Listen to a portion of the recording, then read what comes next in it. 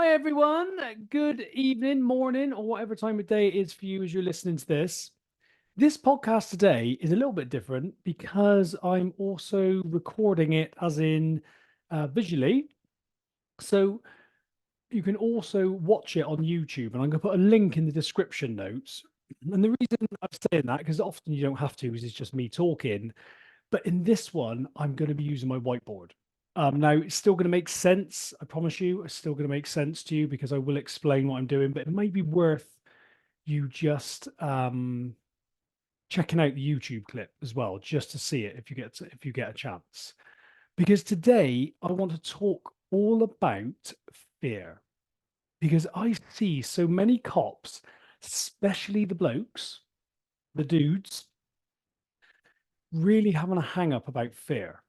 And I can really resonate with this because up until a few years ago, it's something I definitely did as well. I thought there was something wrong with me, my response when I felt fear.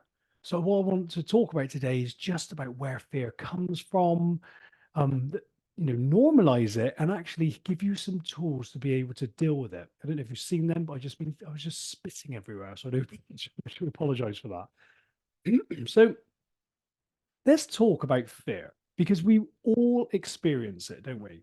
But what I want to talk about in particular is fear, not like we sometimes normally talk about, like going to court and things like that. Because I want to talk about fear about in those situations when you walk into someone's house. Maybe you walk into something very unexpected and suddenly there's someone wielding a weapon or something like that, and you've got to deal with it and you feel that fear. Maybe it's a stop check you do. I've had it where I stopped a car once and the guy was an absolute mountain, and you feel that fear coming in. So this isn't where we're imagining the future and feeling the fear. This is where right in that instance we have got something in front of us and we're feeling fear, we're feeling scared. And because if you're front line, you're going to deal with this. If you're not, if you're sort of uniform front line, you're going to deal with it a lot. And if you're CID, things like that, maybe not so much, but you still are going to experience it.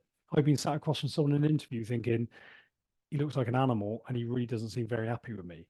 And I've experienced fear. So it's very normal to start with. And, but let's talk about what fear is. Because soon as you realize what fear is, you then realize what's the big fuss that we feel it.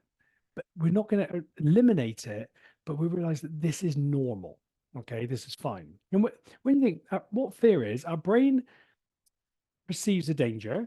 So if we walk into someone's house and someone has a go at us, maybe someone's got a knife or they're attacking us. I've had someone attack me with a hammer before. Whatever it is, your brain goes into survival mode. There's like a big switch is flicked. And what it does, it switches off the rational part of the brain. Because if you think of your brain as like your hand, you've got this danger center here, it's amygdala, and you've got this thinking part of the brain here. This is Dan Siegel's model of the brain. It's brilliant, nice, simple model. This part, this nice thinking, rational part of the brain, which is our problem solving one, it works slower. It's sort of like, oh, but curious, takes in everything. And we haven't got time to use that in moments where we're in real danger. So this part of the brain, this danger center, kicks in and it switches off this rational part of the brain. So there's no blood going to that part of the brain. It's all diverted, and we're just responding from this fight or flight response. Now, we want this to happen because then suddenly everything is very automatic. We act without thinking. We can respond very quickly. It's that what a lot of people see is the fight or flight response. And then we talk about the freeze. But actually, for me, there's the fight, flight, freeze, or fawn. And we'll talk more about what all of those mean. But you'll see probably how your natural way of responding is. But so you go in, you go through the door, and there's some idiot there, and they want to hurt you. This fear response kicks in, and you get a rush of adrenaline and cortisol into your body, and it gets you alert, focused on solely the danger. You might notice yourself shaking. That's the adrenaline coming in. It's getting you ready. And then you might notice your heart beating faster, you're breathing quicker, your mouth's dry. And then that bit in between when nothing's happening, but you're anticipating it is really quite, I used to find that bit really hard. But suddenly when it kicks off, you've got a lot of strength and you just do things without even thinking about it. Now, when we look at what it does for us, we want that to happen. Because when you're in that state and someone's just about to hurt you, or you're in a dangerous situation, your brain has sent a message to your body to go, right, let's get going. Heart's beating faster.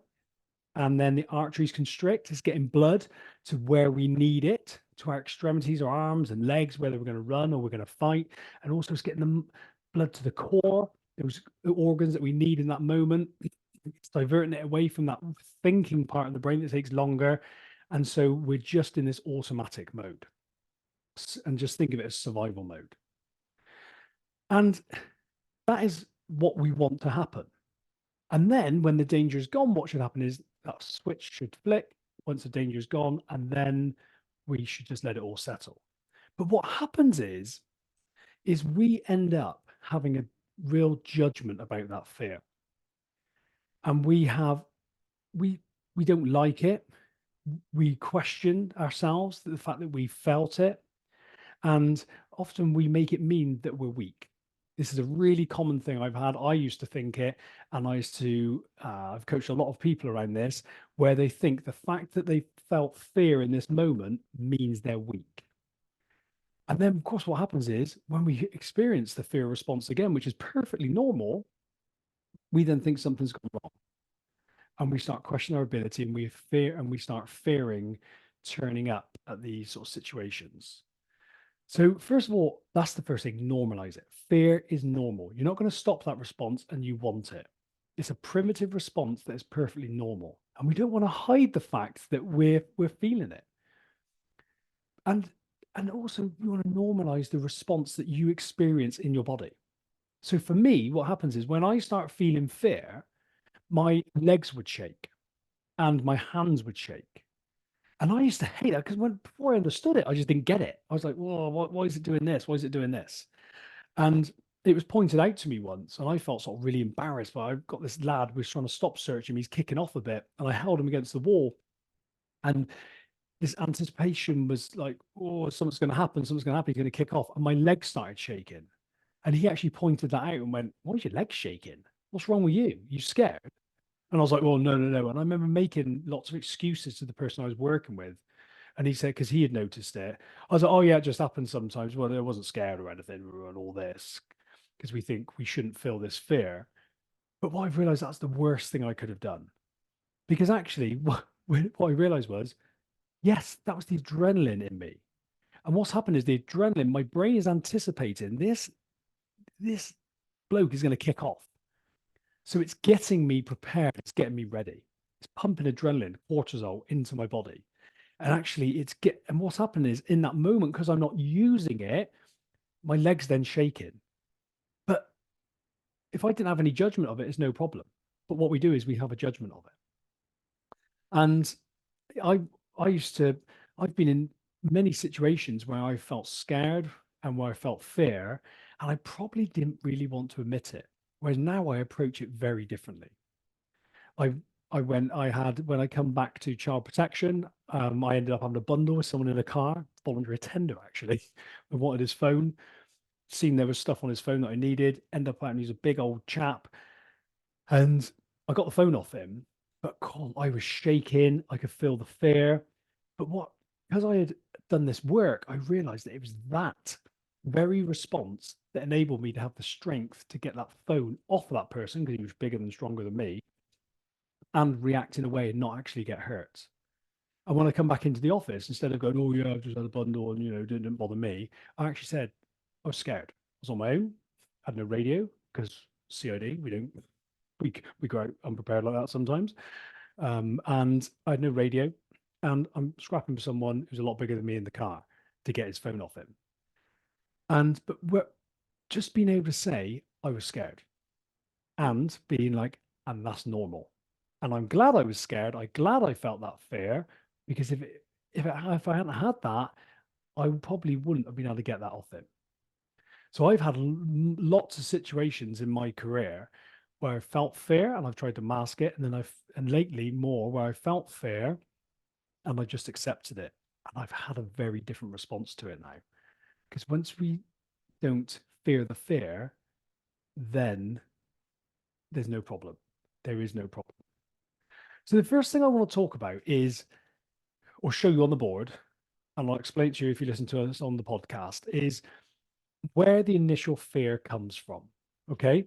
Now, what we've got, I haven't got my red pen, which is makes me a little bit sad, but there we go.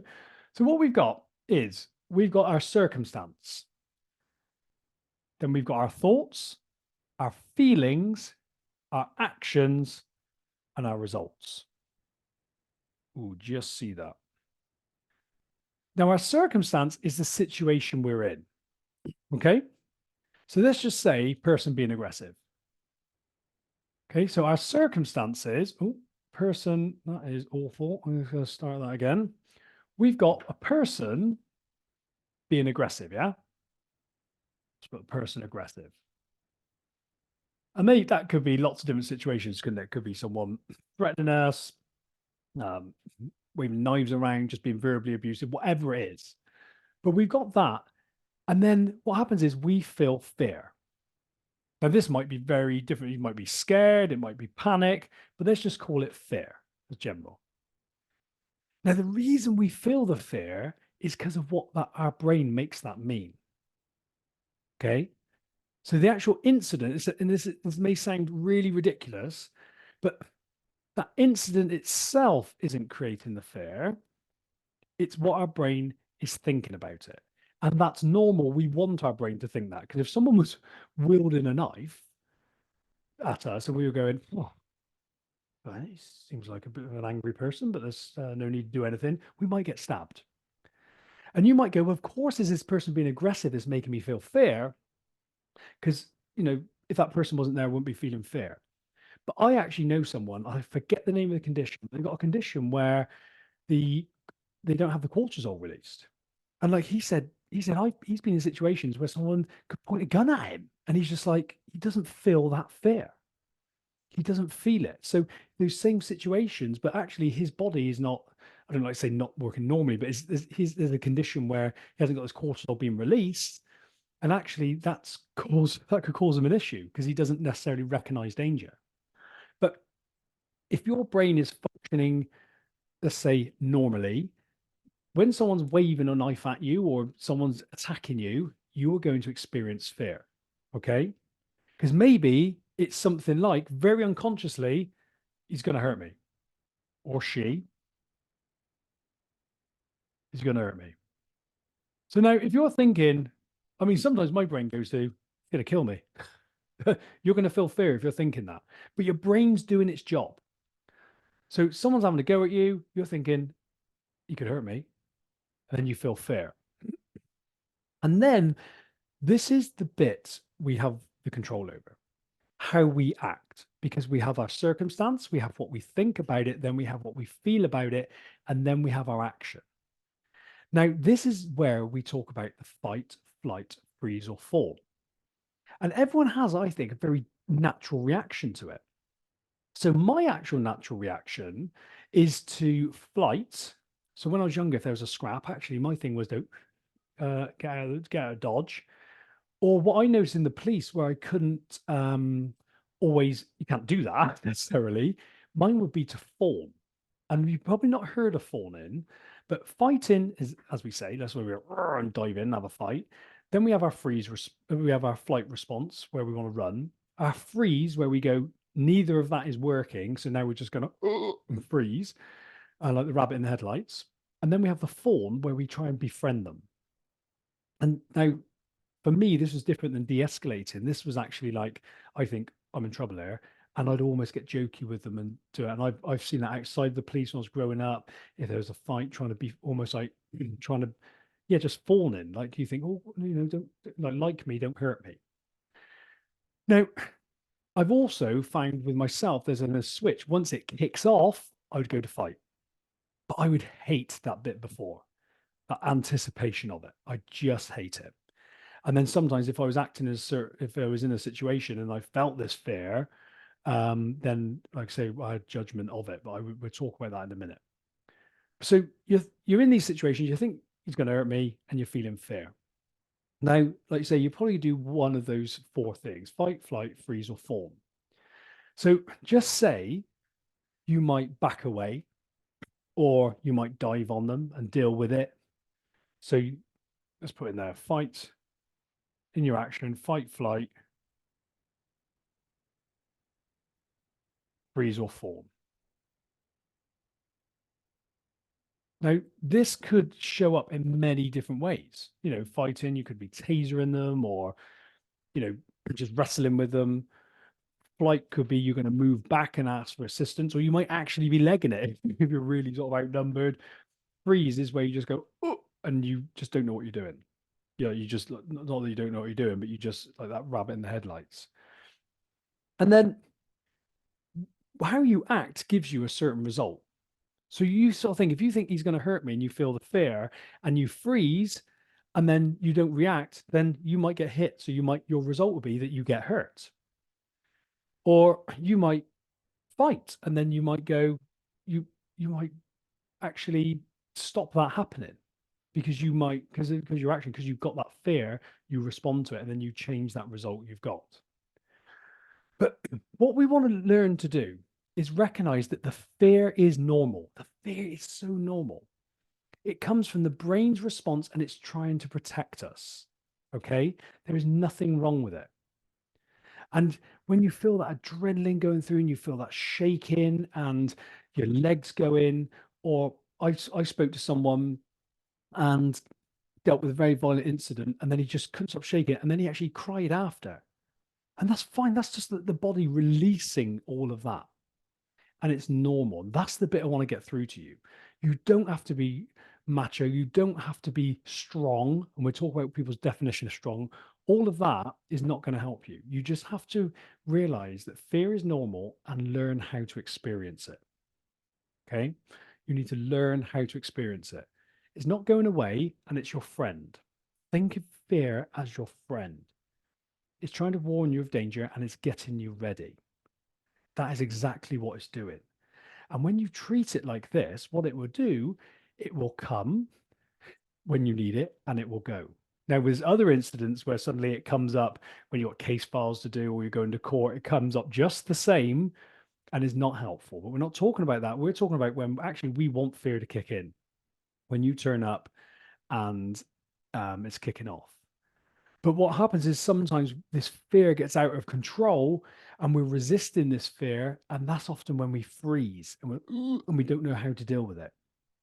But when we understand, for me, it's the key is understanding where the fear comes from. And going, I'm creating this fear and this is normal. And then learning to experience it and feel it. And the way you do that, the way you experience fear is you literally learn how to experience it. And the best way to do it is just notice what's going on. Just notice what's going on. How does it feel in your body? Notice if your heart's beating faster, your hands are shaking. And instead of having any judgment, just watch yourself and be absolutely fascinated with it. And if you're in the situation and your attention can't be on that in the moment, reflect and look back and actually see what fear did for you. Because when we learn to allow fear, it doesn't control us. It's just a process that's normal, and then we can learn to regulate it and control it. Not get rid of it, just regulate it and control it. And I had this when we had a arrest attempt. And obviously, child protection, we're to not going out kicking indoors and stuff like that. I've been out of that sort of game for quite a while since being on the squads and stuff like that. But we were going to do a arrest attempt, and my head was worrying about all these things that could happen. And whereas before I go, oh, I don't want to feel scared. I don't want to feel scared. That would make it worse. But what I do now, and as we were going up to the door, I was like, yeah, I feel scared.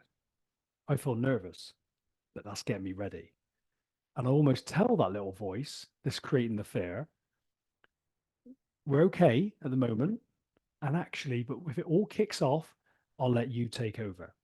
So you're actually listening to fear and you're getting a relationship with fear. And what you find is you still experience it, but it's not, because you're not pushing it away and resisting it, it's not overwhelming. It's still there. And some great techniques you can use in those moments, because you won't be able to think your way out of it. You won't necessarily be able to change it in that moment because it's a very natural survival response. And that, like I said, that'll just switch all your rational thinking off. But you can just try breathing techniques. And some simple breathing techniques is like the box technique, box breathing technique, where you breathe in for 4, you pause for 4, you breathe out for 4, and pause for 4. I do all that breathing through my nose, then hold it 4, and then pause for 4 again. I do a few cycles of that. I find one of the best ones, if when you're going into a situation, is one called the physiological sigh. And I heard about it. I forget who came up with it. It was from the 70s, been around a long time. And Andrew Huberman talks about it, where he says, when you, it's because what happens is when you're in a state of panic and stress, carbon dioxide builds up in your body because like holding your breath and that all the CO2 is building up. And what happens is your amygdala, so your amygdala, this little bit that I showed you is my thumb, that's the danger center of the brain. That's creating the fear, but then it's measuring the CO2 level, and then it's going, well, it's high, so then we'll create more panic. So in those moments, and we're not trying to push the fear away, we're just trying to ease it a bit. And one of the best ways I've found for me, and you've got to try these techniques and see what works for you, is that physiological sigh. And what it is, you take 2 breaths in, one big sharp one, and then another one just to top up the lungs, and then it's a long breath out. So it's like this, you go,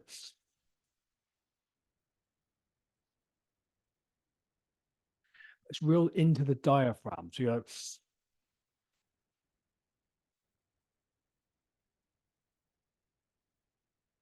and you exhale it all out. And that little top up breath is really important because it tops up all the little bits of the lungs that aren't filled up.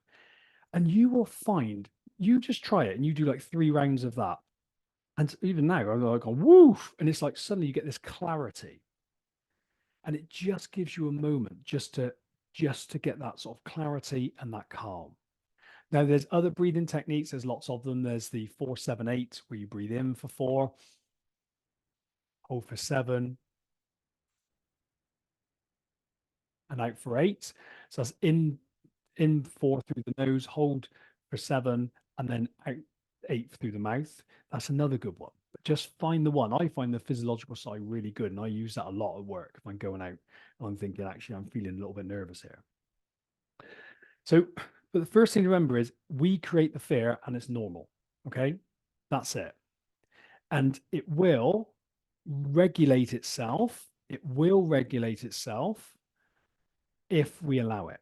But what we do is we then add this to it: shame. We add loads of shame to the fact that we've had this fearful experience. And why? 9 times out of 10, if not, I would say probably a bit more than that, probably 10 times out of 10, is it's because we think it's weak. We think it's a sign of weakness. But when did we start thinking that feeling fear was weak? I think it's just society, what we've been told. I remember when I used to go on the squads and I used to be at the front, always be at the front going through. And actually, people used to go, I think people used to think I was brave because I was always at the front. And actually, looking back, it's because I was scared. I couldn't stand being at the back because that anticipation, I want to get through the door. And that's how I used to react to fear in those moments. But often there's been times as well when I reacted quite badly to fear. And I think, have I overreacted in situations because of that fear? But when you learn to manage it and realize it doesn't mean you're weak. Feeling fear does not mean you're weak. Feeling fear means you're human. It means you've got a perfectly natural functioning brain that is trying to protect you. And in those situations, you want it. If your leg shakes, it's normal. If your voice quivers a bit, like mine does when I feel scared, it's normal. If you find after you've drained and you've got no strength, it's normal because you've had adrenaline and cortisol pumped in your body. You're using sugar as energy. And then once that all goes, you're like, oh, and you feel drained. All normal. It does not make you less of a person. It does not make you weak. In fact, it makes you strong. Because when you understand fear and you use it and you harness it, it is your greatest superpower. I used to always say I didn't feel fear. And but then had to try and hide it. If I was going out, I had to try and hide the fact I was feeling fear. Now I'm open to it. I know when I go to someone that I'm going to feel fear. And actually, I know it's my best friend. It's a bloody uncomfortable friend, but he's my best friend. And I've learned through my hobbies like canoeing and stuff like that how to use fear. Because if I realize if I want to do something out of my comfort zone, I'm going to experience fear. At the time of recording this today, I've been out canoeing and I went down the river on my own. Probably not the greatest thing to do. But I went on my own and I was on this whitewater river and I had fear. But the process I go through, same as when I'm going to arrest someone and I'm feeling fear. I notice it, I acknowledge it. This is fear. Why am I feeling the fear? Same thought. I could die. So it makes sense when my brain says I could die, I feel fear. So just getting that separation, knowing it's not going on the river that's creating the fear, is because I'm having this thought I'm going to die. And then you look at it and you go, actually, there is a chance of that. And it's a bit like when we go through these doors, when we have these fears of I could get hurt, something could happen to me, that's actually a possibility. So we don't want to push the fear away. We want to listen to it. Because sometimes there's things we can do and put in place to go, actually, what can I do then? Well, actually, I could get hurt. Well, I might wear my stab vest then. Fear is working for us then. We might go, actually, I'll take some big lump from the office, or I'll really get someone with a taser, whatever.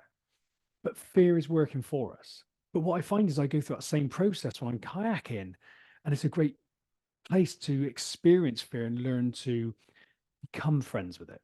Because I get there, I got there today, I sit and I notice the fear, and then I shake.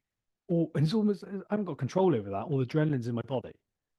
And then what I do, I tell myself, and I do it when I go out for rest temps, when I'm canoeing, whatever I'm doing. It's not that I tell myself I don't feel fear. I don't do that. I just let myself feel it with the awareness of where it comes from. And then I go, I've got this. It's go time. Something like that.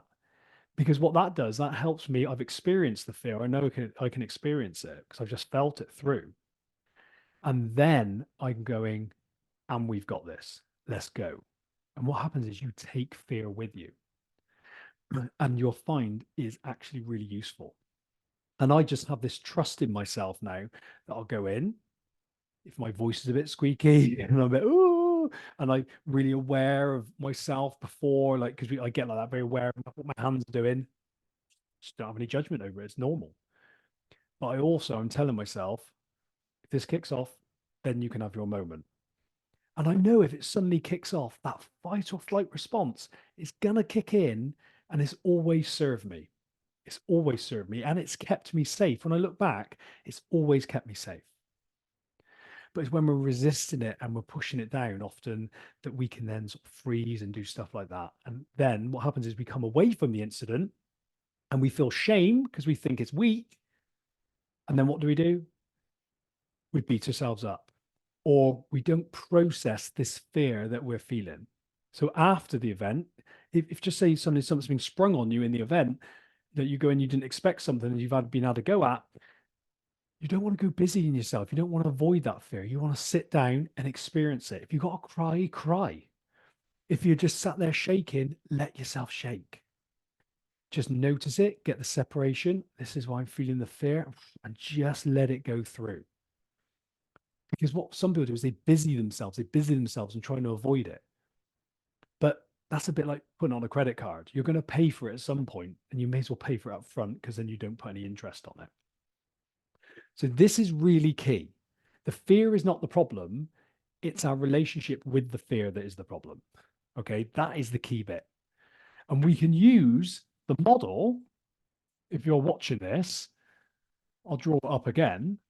We can use the model to show what we think of the fear. So I wrote it up before about with fear in the feeling line.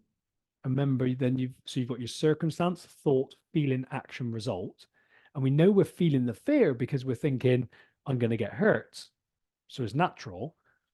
But now we can put fear in the circumstance line. And our circumstance is we are feeling fear. We're feeling scared. We're shaking. We can feel the shakes coming on and all that. And then we can look at our judgment of that fear. And this is key because what you think about fear is your relationship with it. So if you think I'm weak, you might feel shame. And then when you feel shame, you might judge yourself, beat yourself up. You might hide away because that's what shame wants us to do. Oh, can't spell hide away. You might hide away. You might busy yourself. And you may not, you don't feel it, so you don't feel the fear. Push it, you basically push it away. And then the result is when you do all those things, you're then more convinced you're weak and you want to avoid it. When all that's happened is you've just experienced a normal emotion. All that's happened is, let me just tilt that camera down a little bit. You've just experienced adrenaline and cortisol in your body trying to prepare you. But when you think I'm weak or I shouldn't feel it, that's what creates this other layer, which is not going to help you. Because then you're going to then fear the fear. When you go to the next, before the job even comes up, you're in anticipation of it, you're going to start getting the racing heart and anxiety. And that is where the stress, the fear is not helpful. When we can switch it on and off in those moments when we need it, that's working perfectly normally, and it's not going to cause us any any damage to our health, because that's the idea of the stress response. We're designed to be in it for short periods of time. So when our arteries constrict and it's pumping blood to all those areas of the body we need it, actually, if we're in that for short periods and then it resets, that's okay. But then if you're going to work in anticipation that a similar log's going to come in and you start being in that stressed state and you're in it for hours and hours and hours, then suddenly that is going to cause you harm. When you can't switch off, when you're going home and you're beating yourself up about it, and you're creating more fear of the fear, then suddenly you're not switching off. And fear is normal, it's healthy, but we're not supposed to be in it for long periods of time. And doing this work and changing your relationship with fear can actually change that physiological effect, all those arteries constricted and all that.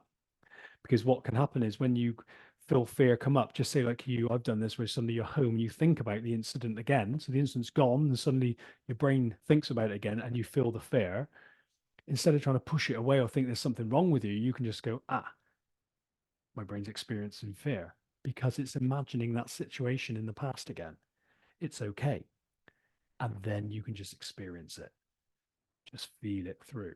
And then it doesn't become a problem. But we do not want to be really adding shame to it. That is optional. The fear in the moment is not really optional. The shame is. Okay.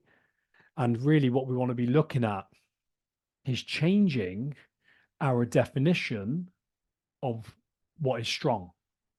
And I'd ask you just to think about this, because I've had so many people that I ask them when I go, they say, well, it means I'm weak. So you go, okay, well, what's strong? And they go that, I don't feel fear. I don't feel fear. And that nothing phases me. I can keep everything spinning at once. So I can go in these situations and, and it's all about not feeling fear. And then suddenly you realize this definition of strong is skewed. My definition of strong now is that I can experience fear and have no judgment of myself. And actually, I can go into a lot more situations now. And actually, I can identify when I'm out of my depth and go, I might need some help here, instead of going in gun ho into situations because I'm resisting this fear and I need to thinking I need to prove myself somehow. That can actually put us into dangerous situations. So it is really about that relationship with the fear and going, what is strong? Like I say, if you think, just write down your definition of strong. I think if my definition was different, how would my experience of fear be different? Because if you didn't think feeling fear meant you were weak and you didn't resist it, what would it mean? And I go in situations now, like say I've been to a few and I go, oh yeah, I'm really, my heart's been pumping. I just go, yeah, it's fear. It's my friend. So I would urge you to change your relationship with fear. So if you got fear in that circumstance line, so right at the top of the model, the fear in the circumstance line, what do you want to think about fear? Think about it. What do you want to think about fear? Me, what works for me is it's preparing me. And I still feel the fear, but it's almost like I'm accepting of it. I'm not pushing it away anymore. So my feeling is then accepting. And can you see how I've changed? I haven't taken away the fear, but I've changed the relationship with it. Because instead of going, I'm weak, I shouldn't feel it, I don't want to feel it, which is like pushing it away. Now I'm going, it's preparing me. And this is really key because there was a study done in Harvard, I think it was in 2013, when they did put people under social stress tests. And they said to them, we don't want you to get rid of the fear. We don't want you to get rid of the stress. It's the same thing, isn't it? Fear and stress. And we don't want you to get rid of it. What we want you to do is tell yourself a different story about it. And the people that were just pushing the stress away and the fear away, all their arteries constricted, as we normally see in this response. But the people that actually went, it's preparing me, and so thought, well, when my heart's beating faster, it's getting the blood to where it needs it. When my breathing's quicker, it's getting oxygen to my brain, so I'm more alert. What they found was the physiological effect on the body was different. The arteries actually opened up. So they still felt the fear, but it didn't have actually the really damaging effects. And that is how powerful the mind is. It's not like we're going to necessarily change the fear, but we're going to change our relationship with it. So what I want you to do is, well, first of all, we'll finish this model. When you think if fear's in your circumstance line and you think it's preparing me and you're accepting, what you probably do is you don't fight it. You don't fight it, you use it. And the result is you're prepared. See how they are thinking is that self-fulfilling prophecy. You're prepared because you're not fighting it, not spending all your energy fighting it. You're actually accepting it and using it. All right. So that is the key. Well, I forgot the bit now I was going to go on to next. Yes, your relationship. That's the one. That's the one. So think of this. Think of fear as a person and think, what's your relationship with it like at the moment? And just think if that was a person, what would your relationship be like? And just go, what do you want your relationship to be like with them? Because it's not going away. Okay, it's not going away. This is fair. It's your friend. It's there to help. Sometimes it might get it wrong. When you'll go into court and you're just we stood in the box and there's no danger, fear is going to come up and you might have to go, we don't need you right now. Okay, and you have to calm it down. But when you're going to go in and it was a maniac that you got to go and face, fear's your friend. Okay, you can use it. And if you listen to this and you do struggle with it, please come and speak to me. Honestly, I can, once you change this relationship with fear and you drop this sort of ego, this definition of strong, which probably isn't benefiting you at all, then no longer will you fear the fear. And just remember those steps.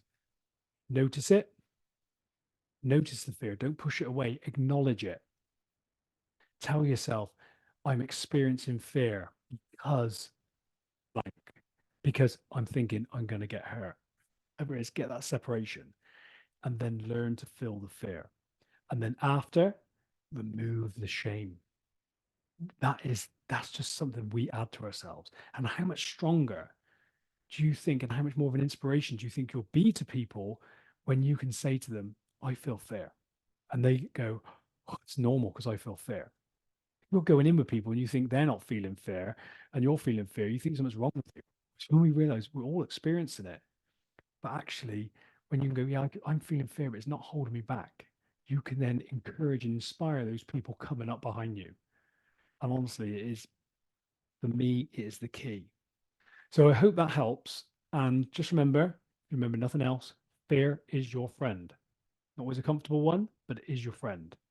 And we need to be able to accept it and use it. Hope that helps. And I will speak to you soon. Bye bye.